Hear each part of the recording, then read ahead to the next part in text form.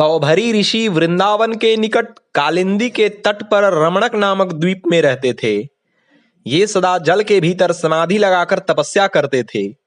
एक बार जल के भीतर ही भीतर उनकी समाधि भंग हुई। वहां उन्होंने देखा एक मत्स्य अपनी स्त्री के सहित बड़े सुख से विहार कर रहा है। आंखों के जरा से कुसंग ने अपना असर डाला। उसी समय ऋषि के मन में संकल्प उठा कि देखो ये जलचर जंतु होकर कैसा सुख भोग कर रहे हैं। हम तो मनुष्य का शरीर पाकर भी इस सुख से वंचित हैं।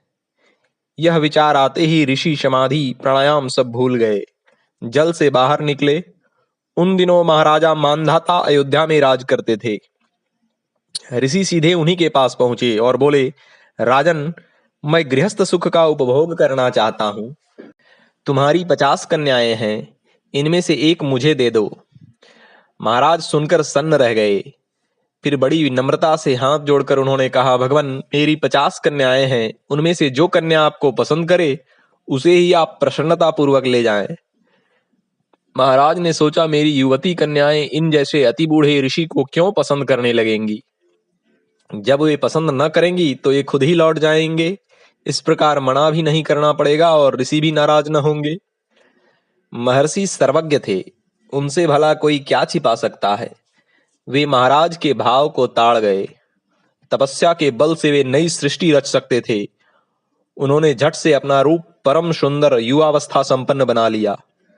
रणवास में जाते ही 50 की 50 कन्याएं उन पर मुग्ध हो गईं। राजा को अब क्या आपत्ति थी, 50 कन्याएं ऋषि को अर्पण कर दी। उन सब को लेकर महर्षि अपने आश्रम पर आए।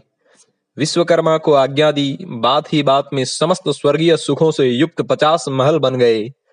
उनमें सब प्रकार की सुखोपभोग की सामग्रियां थीं। योग बल से 50 रूप बनाकर ऋषि उनके साथ गृहस्थ सुख का उपभोग करने लगे। प्रत्येक के 10-10 पुत्र हुए। उन पुत्रों के भी पुत्र हो गए।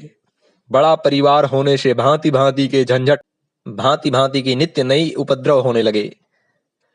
अब तो ऋषि को होश हुआ, अरे यह मैंने क्या किया। तनिक देर विषयी मत्स्य का संसर्ग होने से मैं भी विषयी बन गया। विषयियों के क्षण भर के संग का ऐसा दुष्परिणाम। यह सोचते ही वे कहने लगे, दुस्संग से योग में आरूढ़ हुए योगी तक गिर जाते हैं, फिर अल्प सिद्धि वाले जीवों की तो बात ही क्या है। ऐसा सोचकर वे वानप्रस्थ धर्म का पालन करते हुए ब्रह्म में लीन हो गए। ओम।